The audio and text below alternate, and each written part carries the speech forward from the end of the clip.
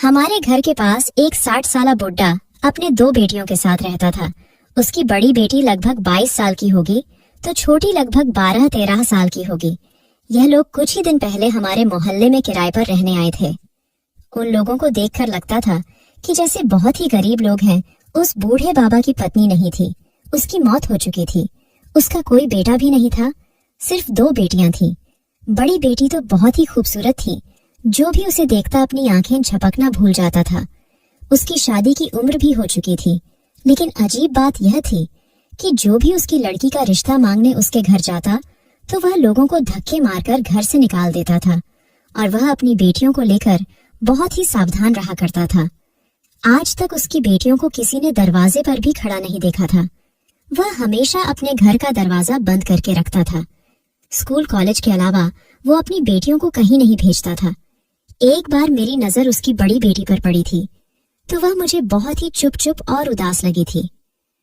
मेरा दिल करता कि मैं उस लड़की से बात करूं, उससे दोस्ती करूं।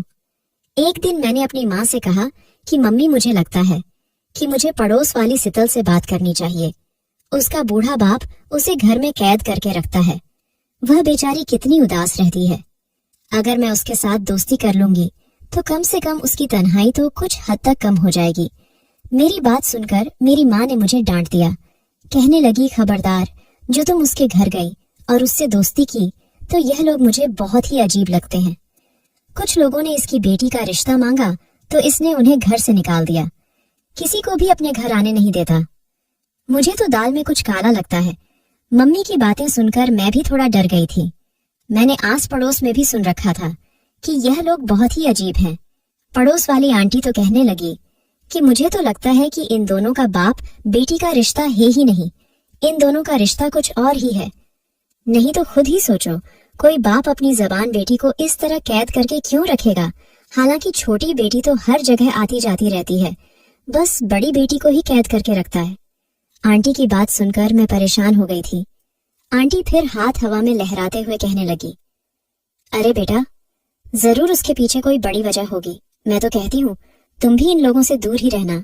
आजकल का जमाना बहुत खराब है, कह नहीं सकते, सगे रिश्तों पर भी विश्वास नहीं कर सकते। आंटी की बातें सुनकर अब मेरी उत्सुकता और भी ज्यादा बढ़ चुकी थी।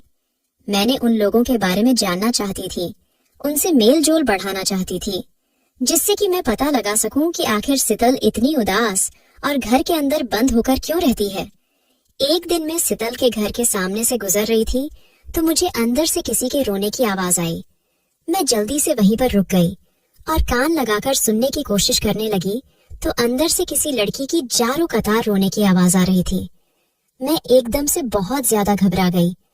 मैंने बिना सोचे समझे जल्दी से गेट पर दस्तक दे दी। थोड़ी देर बाद वही बूढ़ा बाबा दरवाजा खोलने आया था। मुझे देखते ही गुस्से से बोला, क्या बात है लड़की, क्या चाहिए तुम्हें? मैं पहले तो थोड़ा घबरा गई, फिर खुद को नॉर्मल करते हुए बोली, अंकल, आपके घर से किसी के रोने की आवाज आ रही थी, इसलिए मुझे लगा कि कहीं आप लोगों को मदद की जरूरत हो। बाबा ने मुझे ऊपर से नीचे तक देखा और कहने लगे कि लड़की, हमें किसी की मदद की जरूरत नहीं है और अच्छा होगा तुम हमारे घरेलू मामलों से दूर ही रहो, हमें तुम्हारी मदद की कोई जरूरत नहीं। यह कहकर बूढ़े बाबा ने मेरे मुंह पर ही खटाक से दरवाजा बंद कर लिया। मुझे बहुत ही गुस्सा आया और हैरत भी हुई कि कैसा बदतमीज इंसान है। आखिर मैं उससे कुछ लेने तो नहीं गई थी, बस उसकी मदद करने ही तो गई थी। मैं घर वापस आ गई और अपनी माँ को यह सारी बातें बताई तो मेरी माँ उल्टा मुझ पर गुस्सा करने लगी। कहने लगी, क्या जरूरत थी तुम्हें दूसरों के मामलों में टांग अड़ाने की?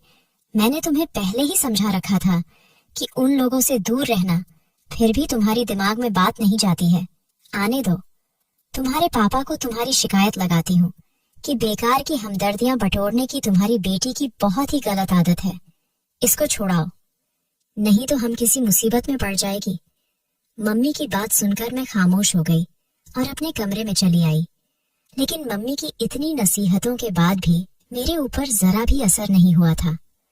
मैंने दिल में पक्का फैसला कर लिया था कि मैं सितल से दोस्ती करके रहूंगी और उसके घर के क्या हालात हैं वह जानकर ही रहूंगी। क्या पता मैं उसकी कुछ ना कुछ मदद कर सकूं, उसकी जिंदगी में कुछ खुशियां ला सकूं। एक दिन मैं अपनी सहेली रिद्धि के घर गई हुई थी। उसका घर उसी मोहल्ले में था। मैंने रिद्धि से कहा, चलो ऊपर छत पर चलते हैं। रिद्धि और मैं ऊपर छत पर आ गए। सितल और रिद्धि का घर आपस में जुड़ा हुआ था। रिद्धि की छत से सितल का आंगन साफ दिखाई देता था और यह देखकर मैं एकदम से खुश हो गई। मेरे चेहरे पर खुशी देखकर रिद्धि मुझे अजीब सी नजरों से देखने लगी। रिद्धि बोली, तुम इतना खुश क्यों हो रही हो? मैंने रिद्धि को सारी बात बता दी। मैंने कहा कि अब मैं सितल से दोस्ती कर सकती हूँ। मेरी बात सुनकर रिद्धि ने मेरे आगे हाथ जोड़ दिए। कहने लगी, पागल लड़की, इस मामले से दूर रहो, वही ज्यादा अच्छा है। मैंने कहा कि इसमें अजीब क्या है, मैं तो बस सितल से दोस्ती करना चाहती हूँ। मुझे लगता है कि उसे हमारी मदद की जरूरत है। तुमने ध्यान नहीं दिया, वो कितना उदास रहती है। हर समय उसकी आंखें लाल रहती हैं, जैसे वह रोती रहती हो। रिद्धि कहने लगी, वही तो तुम्हें समझा रही हूँ। पागल लड़की, क्या पता वह दोनों बाप बेटी ना हो, पति पत्नी हो, और वह इसीलिए अपनी पत्नी को लोगों से छुपा कर रखता हो, जिससे कि लोग उस पर उंगली ना उठाए कि उसकी पत्नी कितनी कम उम्र की लड़की है, बिल्कुल उसकी बेटी लगती है और वह उसका बाप लगता है। इसलिए वह सितल को किसी से मिलने जुलने नहीं देता है।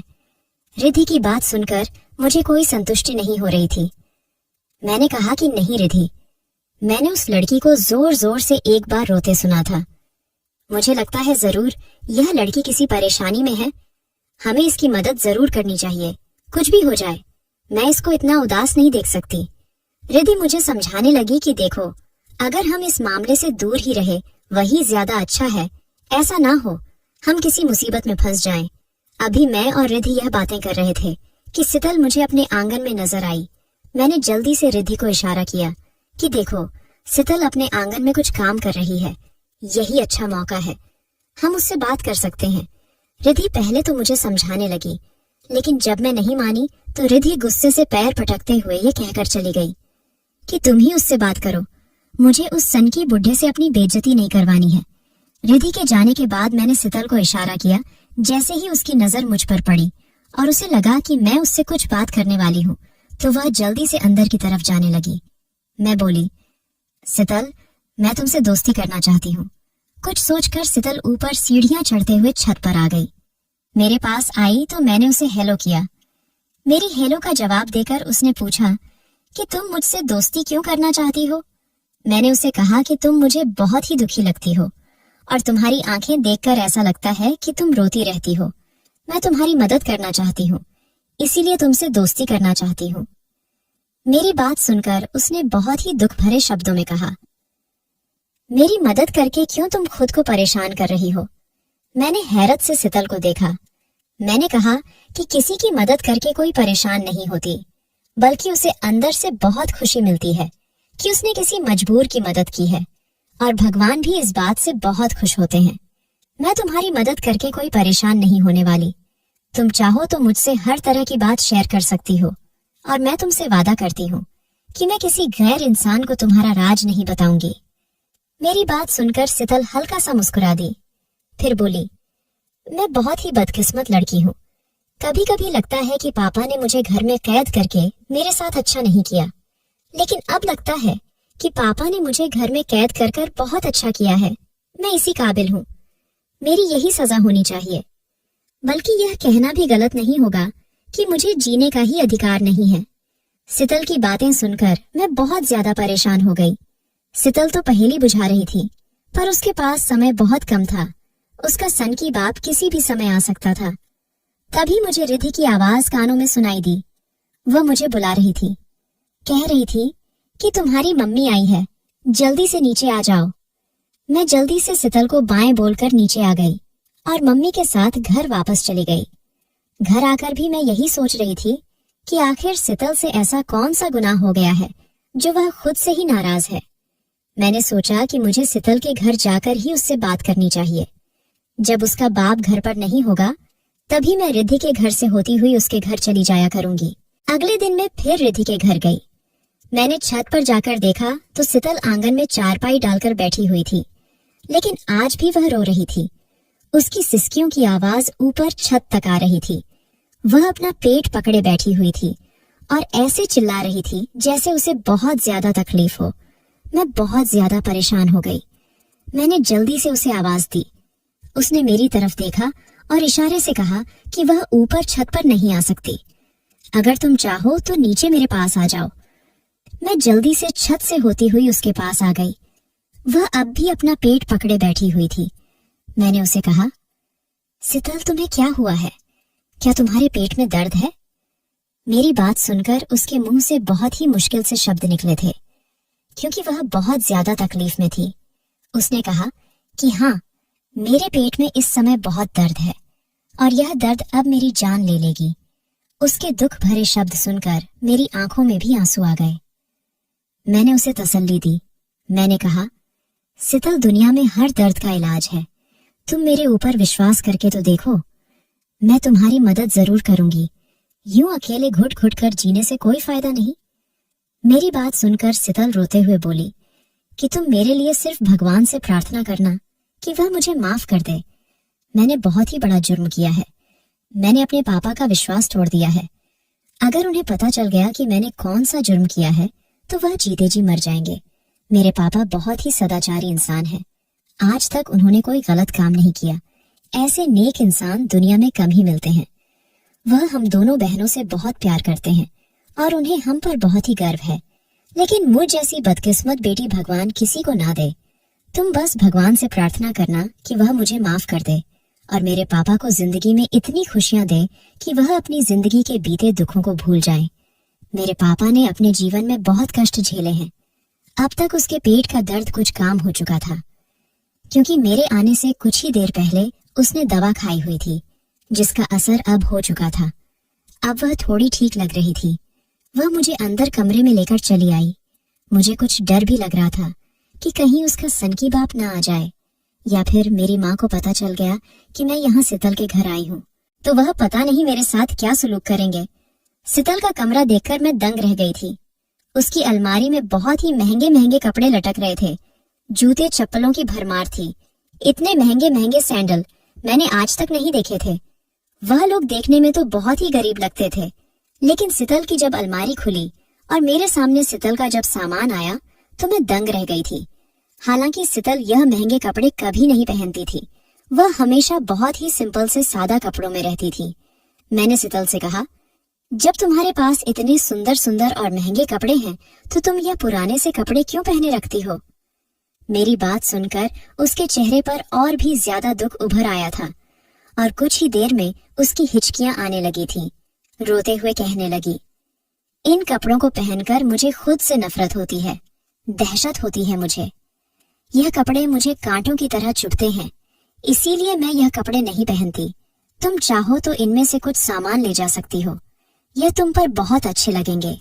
मैं शीतल का सामान लेकर नहीं आना चाहती थी, लेकिन जब उसने बहुत जिद की तो मैंने एक सूट उठा लिया। फिर शीतल बोली, तुम इसे जरूर पहनना, तुम पर बहुत अच्छा लगेगा, और जब मैं मर जाऊं तो मुझे आखिरी बार देखने जरूर आना। शीतल की बातें सुनकर मेरा दिल दहल गया।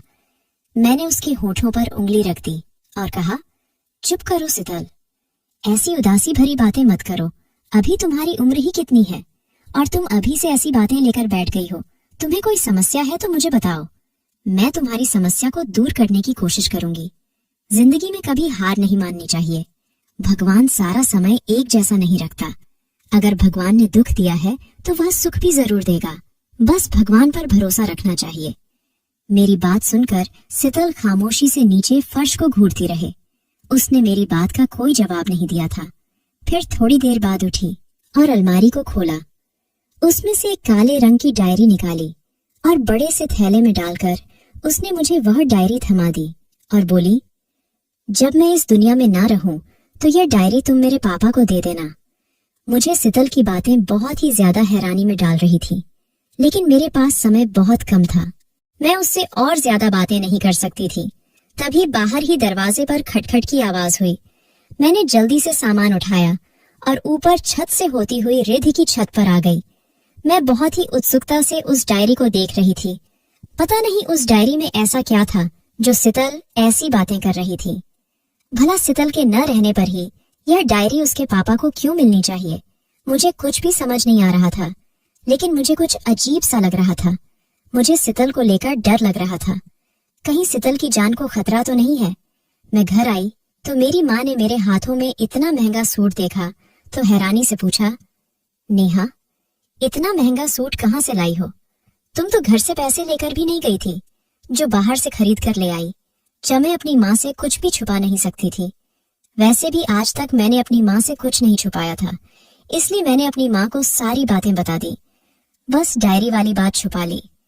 मेरी बात सुनकर मेरी माँ ने अपना सिर पीट लिया और गुस्से से बोली, नेहा, मैंने तुम्हें कितनी बार समझाया है कि तुम उस लड़की से दूर रहो, लेकिन तुम्हारी समझ में क्यों नहीं आता? और आज तो तुम उसके घर तक पहुंच गई और उसने तुम्हें गिफ्ट भी दे दिया। और लड़की की बातें कितनी अजीब है। भगवान ना करे उसे कल को कुछ हो गया तो तुम क्या करोगी? अगर तुम उनके किसी मामले में फंस गई तो हम तो कहीं के ना रहेंगे। वो लड़की कितनी दुख भरी बातें करती है, उसे अपनी जिंदगी से कोई मोह नहीं है। उस लड़की की बातें सुनकर मेरा दिल घबरा रहा है। खबरदार जो कल से तुम उसके घर गई। मम्मी की बातें सुनकर मैं बहुत ज्यादा परेशान हो गई। मैं मम्मी को समझाने लगी, मम्मी आप कितने खुदगर्ज हैं। वो लड़की किसी मुसीबत में है, हमें उसकी मदद करनी चाहिए। और आप हैं कि मुझे उससे मिलने देना नहीं चाहती। अगर मैं उसकी मदद नहीं करूंगी तो उसकी मदद करने मोहल्ले में कोई भी आगे नहीं बढ़ेगा। अगर उस लड़की को कल कुछ हो गया तो मैं खुद को कभी माफ नहीं कर पाऊंगी। लेकिन मेरी माँ ने मुझ पर बहुत ही सख्ती से पाबंदी लगा दिया और मुझे उसके घर जाने से मना कर दिया। अब मैं बहुत पछताई कि मुझे अपनी माँ को यह सारी बातें नहीं बतानी चाहिए थी। कम से कम मैं सितल से मिल तो सकती थी और यह जान सकती थी कि सितल को क्या परेशानी है। ऐसे ही 2 दिन गुजर गए थे और फिर वह मुझे खबर मिल ही गई, जिसकी मुझे आशंका थी। सितल के पेट में बहुत तेज दर्द उठा था और इसी तेज दर्द के चलते उसकी मौत हो गई थी। लेकिन यह बात सिर्फ मैं जानती थी कि सितल की मौत का जिम्मेदार उसके पेट का दर्द था। मोहल्ले वाले अजीब अजीब बातें बना रहे थे कि भला जवान लड़की इस तरह अचानक बिना किसी वजह के कैसे मर सकती है। जरूर उसकी मौत के पीछे उसका बूढ़ा बाप है। लेकिन मैंने अपने होंठ सी लिए थे। मैंने किसी को सितल के बारे में कुछ नहीं बताया था। लेकिन सितल के जाने का मुझे बहुत दुख हुआ। कितनी सुंदर, कितनी प्यारी लड़की थी। लेकिन पता नहीं उसे ऐसा कौन सा रोग लग गया जिसने उसकी जान को लेकर ही छोड़ा। सितल की छोटी बहन और उसके बूढ़े पापा का रो रो कर बुरा हाल था। सब लोग सितल के बाप को उसकी मौत का जिम्मेदार ठहरा रहे थे। लेकिन मेरा दिल कह रहा था कि सितल का बाप बेकसूर है, क्योंकि सितल ने मुझे बताया था कि उसके पापा बहुत ही अच्छे इंसान हैं। अगर सितल के पापा उसे परेशान करते होते तो वह मुझे अपने पापा के बारे में कुछ ना कुछ जरूर बताती। लेकिन मोहल्ले वाले यही समझते थे कि जरूर दाल में कुछ काला है। सितल की मौत के पीछे यही बूढ़ा जिम्मेदार है। यही सब सोचते हुए सारे मोहल्ले वाले उस बूढ़े बाबा के घर इकट्ठे हो गए और उसे पूछताछ करने लगे। मेरे पापा भी गए थे। मेरे पापा ने पूछा, तुम्हारी बेटी जवान थी, शादी के लायक थी, फिर तुमने उसकी शादी क्यों नहीं की? चारों तरफ से बूढ़े बाबा पर सवालों की बौछार हो रही थी। लेकिन वह बेचारा जारो कथा रो रहा था कि मुझे नहीं पता मेरी बेटी को क्या हुआ था। उसने मुझे कुछ नहीं बताया था। शादी के लिए वह खुद ही मना करती थी, इसलिए मैंने उसकी शादी नहीं की थी। जब इतने अच्छे अच्छे रिश्ते मेरी बेटी के लिए आते थे और वह उन्हें मना कर देती थी, तो मैं अपनी बेटी का सारा गुस्सा रिश्ता लाने वालों पर निकाल लेता था, क्योंकि मैं अपनी बेटी से बहुत प्यार करता था। मैं उससे कुछ कह नहीं सकता था। जब सितल के पापा बार बार कहने लगे कि अपनी बेटी की मौत का जिम्मेदार मैं नहीं हूँ, तो सब मोहल्ले वालों ने तय किया कि पुलिस को खबर देनी चाहिए और फिर पुलिस को खबर की गई। सितल के पापा ने सब मोहल्ले वालों के हाथ जोड़े कि मेरी बेटी की मौत नेचुरल थी, उसकी मौत के पीछे किसी का हाथ नहीं था। पुलिस आएगी तो मेरी बेटी का पोस्टमार्टम होगा, पर मैं यह बिल्कुल नहीं चाहता। अगर आप लोग कहें तो मैं खुद पुलिस के पास जाने को तैयार हूँ और आप जैसा कहेंगे मैं पुलिस में जाकर कह लूंगा। लेकिन मेरी बेटी को कोर्ट कचहरी के चक्कर में मत घसीटो। अब तो वह इस दुनिया में भी नहीं है, उसे चैन की मौत तो मर जाने दो। लेकिन मोहल्ले वालों ने सितल के पापा को समझाया कि जब तक आपकी बेटी का पोस्टमार्टम नहीं होगा, लोगों को पता कैसे चलेगा कि उसकी मौत कैसे हुई है। हो सकता है आप अपनी बेटी की मौत के जिम्मेदार ना हो, लेकिन यह भी तो हो सकता है कि उसकी मौत का जिम्मेदार कोई और हो। अगर पोस्टमार्टम रिपोर्ट आएगी तो पता चल जाएगा कि शीतल की मौत कैसे हुई थी, जिससे कि आपकी बेटी को इंसाफ मिल सकेगा। लेकिन शीतल के पापा बार बार मना करते रहे और बार बार मना करने पर मोहल्ले वालों को और भी ज्यादा शक हो गया कि हो ना हो शीतल की मौत का जिम्मेदार खुद उसका बाप है। खैर, शीतल की लाश को पोस्टमार्टम के लिए भेजा गया और फिर उसके बाद पता नहीं क्या हुआ, भगवान ही जाने। लेकिन पोस्टमार्टम के बाद शीतल के पिता बहुत ही शांत थे। अब उसके आंसू थम चुके थे। पुलिस वालों ने शीतल के पिता को बेकसूर ठहराकर उसे छोड़ दिया था। शीतल के पिता ने बहुत ही शांति मन से अपनी बेटी का अंतिम संस्कार किया। मोहल्ले वाले हैरान थे कि आखिर पोस्टमार्टम की रिपोर्ट में ऐसा क्या आया जो शीतल के पिता इतने शांत थे और अब वह अपनी बेटी का मातम भी नहीं मना रहे थे। पुलिस वालों ने भी उसे निर्दोष साबित कर दिया था, लेकिन मैं बहुत बेचैन थी। मैं जानना चाहती थी कि शीतल की मौत कैसे हुई थी। मेरा दिल कहता कि खुद जाकर शीतल के पापा से पूछ कर आऊं, लेकिन उधर जाने के लिए मेरी मम्मी ने सख्ती से मना कर दिया था, इसलिए मन मार कर बैठी रही। और फिर अचानक ही शीतल के पापा से बात करने का बहाना मिल गया। शीतल दी गई मुझे वह काले रंग की डायरी याद हो आई, जिसके लिए शीतल ने कहा था कि मेरे मरने के बाद यह डायरी मेरे पापा को दे देना। मैंने जल्दी से वह डायरी ली और शीतल के घर की तरफ चल दी। एक पल को ख्याल आया कि क्यों ना यह डायरी खोलकर पढ़ लूं। जरूर इसमें शीतल की मौत का राज छुपा होगा, लेकिन फिर सोचा यह शीतल की अमानत है और मुझे उसके पापा को दे देना चाहिए। मैं जैसे ही शीतल के घर में पहुंची तो वहां पर गेट पर बड़ा सा ताला पड़ा हुआ था। पड़ोसियों ने बताया शीतल के पापा तो यहाँ पर किराए पर रहते थे, अपना सामान लेकर यहाँ से चले गए हैं। यहाँ से थोड़ी दूर पर उन्होंने अपना मकान ले लिया है और खुद का कारोबार शुरू कर लिया है। अपनी छोटी बेटी का एडमिशन एक बहुत ही अच्छे स्कूल में करा दिया है। ये सुनकर मुझे हैरत का झटका लगा था। जो लोग कल तक इतने गरीब थे कि उन्होंने इस गरीब मोहल्ले में किराए पर मकान लिया हुआ था, आज वह बेटी के मरने के बाद इतना अमीर कैसे हो गया। मैं अपने कमरे में बैठे यही सोच रही थी कि डायरी खोलकर पढ़ लूं या नहीं पढ़ूं। वह काले रंग की डायरी मेरे सामने पड़ी हुई थी और फिर मैंने फैसला कर ही लिया कि मुझे यह डायरी खोलकर पढ़ लेना चाहिए। जब शीतल के पापा मुझे कभी मिलेंगे तो यह डायरी मैं उन्हें वापस कर दूंगी। और फिर जैसे ही मैंने डायरी पढ़ना शुरू किया, वैसे वैसे मेरे होश उड़ते चले गए थे। डायरी में बहुत ही अजीबोगरीब बातें लिखी हुई थी। डायरी में लिखा हुआ था, पापा मुझे माफ कर देना, मैंने आपके विश्वास को तोड़ा है। जो पाप मुझसे हुआ है उसके बाद मैं आपके सामने सर उठाने के काबिल भी नहीं रही हूँ। पापा, आपकी परवरिश में कोई कमी नहीं थी, कमी तो मेरे अंदर थी जो आपकी परवरिश को दागदार बना दिया। माँ के मरने के बाद आपने मुझे माँ और बाप दोनों बनकर पाला था, लेकिन मैं ही रास्ते से भटक गई थी। कॉलेज में मुझे एक लड़के से मोहब्बत हो गई। उसका नाम हरीश था। हरीश बहुत ही अमीर था, पूरे कॉलेज की जान था। लड़कियां उसके पीछे दीवानी थीं, लेकिन वह मेरे पीछे आया था और मैं भी उसकी मोहब्बत में गिरफ्तार हो गई। उसकी बड़ी सी गाड़ी, बड़ा सा बंगला और पैसे की चमक ने मुझे अंधा बना दिया। मुझे लगा कि वह मुझसे सच्ची मोहब्बत करता है। मैं उसके बड़े से बंगले में रानी बन के रहूंगी, लेकिन वह तो मुझे अपने मकसद के लिए इस्तेमाल कर रहा था, मुझसे अपनी हवस शांत करना चाहता था। मैं हरीश को अपना मसीहा समझती थी, लेकिन वह तो मसीहा नहीं बल्कि इंसान के रूप में छुपा एक भेड़िया था। मुझे अपने बड़े से बंगले में यह कहकर ले गया था कि शादी से पहले अपने घर को देख लो, जिस घर में मैं तुम्हें रानी बनाकर रखूंगा। मैं भी खुशी खुशी उसके पीछे चली गई थी, लेकिन मुझे क्या पता था कि वहां वह मुझे अपना बंगला दिखाने नहीं, मुझे वहां की रानी बनाने नहीं, बल्कि वह मेरी इज्जत रौंदने के लिए लेकर गया था। जिस समय मैं उसके बंगले पर पहुंची थी, पूरा बंगला सुनसान था। वह भूखे भेड़िए की तरह मुझ पर टूट पड़ा था। मेरी चीखें सुनने वाला वहां कोई नहीं था।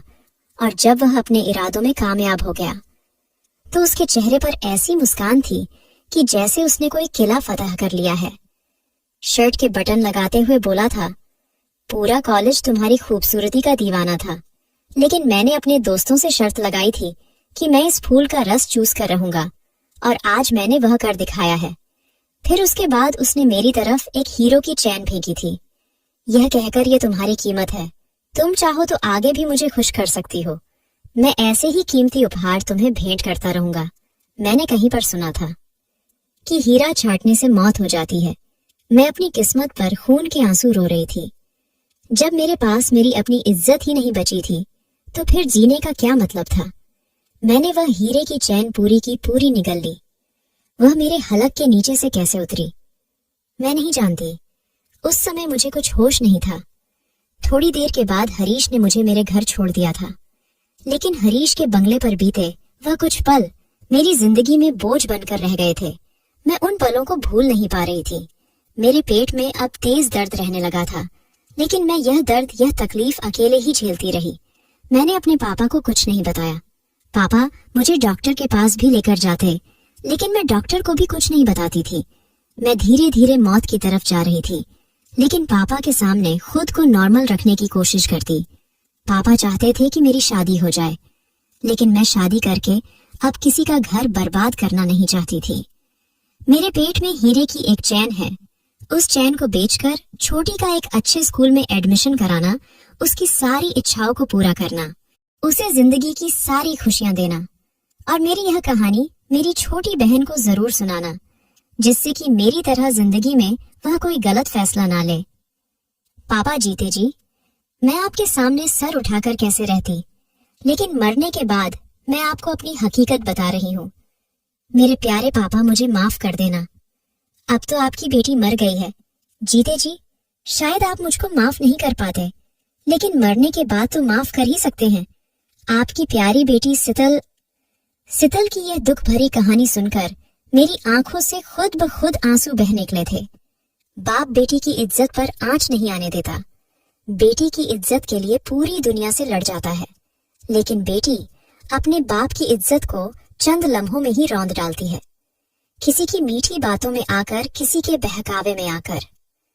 वह अपने बाप की इज्जत की परवाह नहीं करती। ऐसी बेटियों से बदकिस्मत बेटी और कौन होगी।